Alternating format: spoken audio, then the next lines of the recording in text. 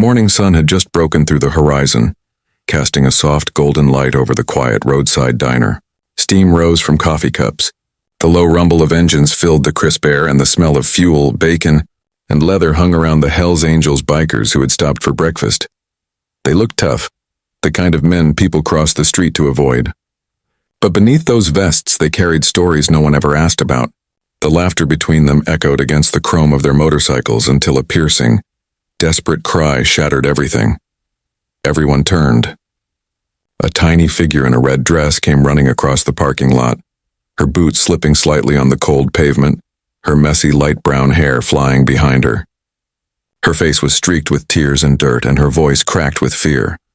"Please," she screamed, her arm outstretched, finger pointing back toward the road. "They're hurting my mama.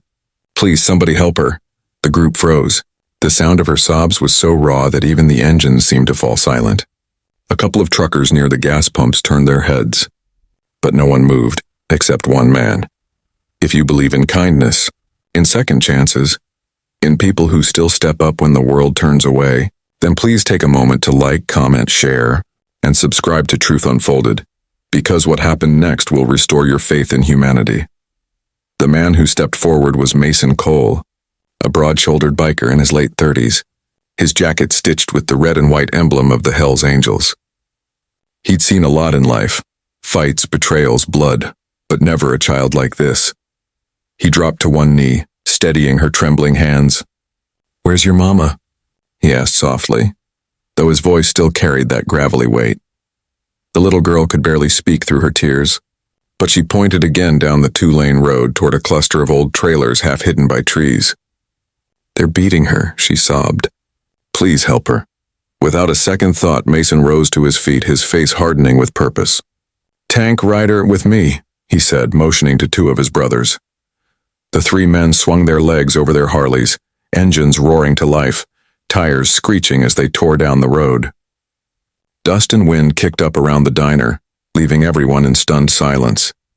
The little girl, still shaking, was taken inside by one of the other bikers, who wrapped her in a leather jacket to keep her warm. She sat by the window, eyes wide, watching as the red taillights disappeared in the distance. The road stretched quiet for almost 5 minutes. Then faintly the sound of chaos drifted back, angry shouting, a woman's cry, and the roar of engines cutting through violence. Mason and his crew had found the trailer. Inside, what they saw burned into their memories forever. A man, drunk and furious, had cornered a woman against the wall, his fists already bloodied, his voice slurred with rage. The small cracked window let in a sliver of sunlight that fell across the terrified woman's face, bruised and swollen. Before he could strike again, the sound of boots hit the floorboards.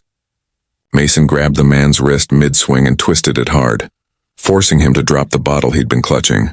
It shattered on the floor. The other bikers pinned him down effortlessly. No words, just action. Mason turned to the woman, his expression softening instantly. "You okay, ma'am?" he asked, voice trembling with controlled anger. She nodded weakly, tears spilling down her cheeks. Outside, the sound of police sirens began to echo faintly in the distance. A neighbor must have called it in.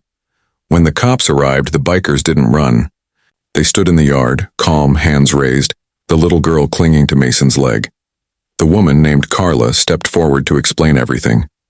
The man was her ex-boyfriend, freshly released from jail, who had tracked her down that morning. When the police led him away in handcuffs, Mason quietly walked the little girl, Hannah, back to his motorcycle. "You did good, kid," he said softly. "You were brave." They rode back to the diner together. Hannah sat on his lap, clutching a helmet far too big for her small head as the morning sun now rose fully above the horizon. By the time they returned, a small crowd had gathered, truckers, travelers, locals, all waiting anxiously to see what had happened. When they saw Mason carrying the little girl unharmed, with her mother walking slowly behind them, bruised but alive, every conversation stopped. The world seemed to go silent for a moment, as if no one wanted to break the spell. Carla, her voice shaking, thanked the bikers over and over. "I didn't think anyone would come," she whispered. Mason looked at her and simply said, "She made sure we did." He nodded toward Hannah, whose cheeks were still flushed from crying, but now carried the faintest hint of relief. The diner's owner came out with blankets and coffee, offering them quietly. One by one, the Hells Angels removed their jackets and draped them around the two, a gesture so unexpected that even the police, still lingering by their cars, looked away in quiet respect. The patch on Mason's vest caught the light as he leaned down to speak to Hannah. "You take care of your mama now, all right?" he said. "You're her little guardian angel." The girl nodded, her small fingers gripping the edge of his sleeve. News of what happened spread fast. By lunchtime, half the town had heard the story of the little girl who ran to the bikers, and how the Hells Angels didn't hesitate. Strangers stopped by the diner just to shake their hands, to thank them for stepping in when others froze. Mason wasn't a man of words, but when someone asked why they'd done it, he simply said, "You don't ignore a cry like that. Doesn't matter what patch you wear. Some things are just human." Over the next few weeks, Carla and Hannah started rebuilding their lives. The local community pitched in. People offered furniture, groceries, even a small apartment in town. And every Sunday, a group of bikers could be seen parked outside, checking in, bringing groceries, sometimes just sitting quietly at the diner table with a cup of coffee and the laughter of a child echoing around them. Months later, when the spring sun returned and the frost was gone, Hannah drew a picture in crayon on a row of motorcycles, a little girl in red and a man kneeling down to help her. She gave it to Mason one morning, running up to him outside the diner. "This is us," she said proudly. Mason looked at the drawing for a long moment before folding it carefully and tucking it into his vest.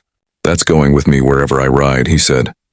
If this story touched your heart, please take a moment to like, share, and subscribe to Truth Unfolded, because sometimes the toughest hearts hide the deepest kindness.